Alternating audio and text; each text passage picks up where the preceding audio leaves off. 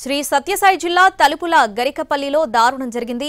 అదృశ్యమైన బాలుడు హర్షవర్ధన్ దారుణ హత్యకు గురయ్యాడు. 4 ఏళ్ల హర్షవర్ధన్ కనిపించడం లేదని నిన్న సాయంత్రం పోలీస్ స్టేషన్లో ఫిర్యాదు చేశారు పేరెంట్స్. విచారణ చేపట్టగా గౌకనపేట అటవీ ప్రాంతంలో హర్షవర్ధన్ మృతదేహం గుర్తించారు. హత్యగా నిర్ధారించి దర్యాప్తు చేస్తున్నారు.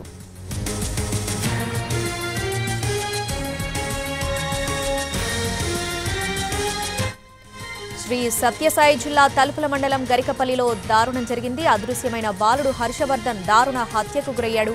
దీనికి సంబంధించి పూర్తి అప్డేట్స్ మా ప్రతినిధి శ్రీనివాస్ ఫోన్లో అందిస్తారు. శ్రీనివాస్, ఎవరు హత్య చేసుంటారు? పేరెంట్స్ ఎవరి మీదైనా అనుమానాలు వ్యక్తం చేస్తున్నారా? డీటెయిల్స్ ఏంటి?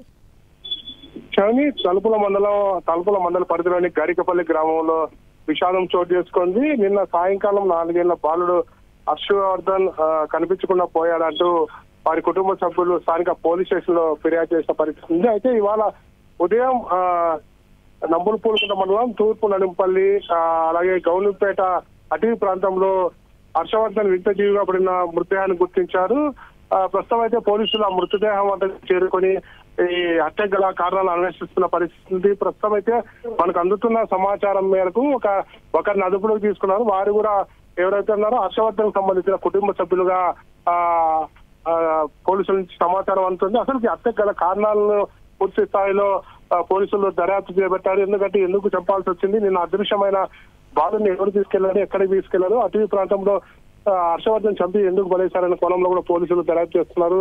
ఇప్పటికే హర్షవర్ధన్ సంబంధించిన కుటుంబ సభ్యులకు సంబంధించి అలాగే వాళ్ళ బంధువులకు సంబంధించి ఏమైనా లావాదేవీలు ఉన్నాయా లేకపోతే వేరే కారణాలు ఉండొచ్చు అనే కోణంలో కూడా పోలీసులు దర్యాప్తు చేస్తున్న పరిస్థితి. ఇప్పటికే హర్షవర్ధన్ ఇంటి వద్దకు అలాగే హర్షవర్ధన్ చనిపోయిన ప్రాంతానికి చేరుకున్న పోలీసులు విచారణ చేస్తున్నారు. కానీ ప్రస్తుతం అయితే హర్షవర్ధన్ చంపిన వ్యక్తి ఒకరిని అదుపులోకి తీసుకొని విచారిస్తున్నట్లయితే సమాచారం అందుతోంది. Right Srinivas, thanks for the updates.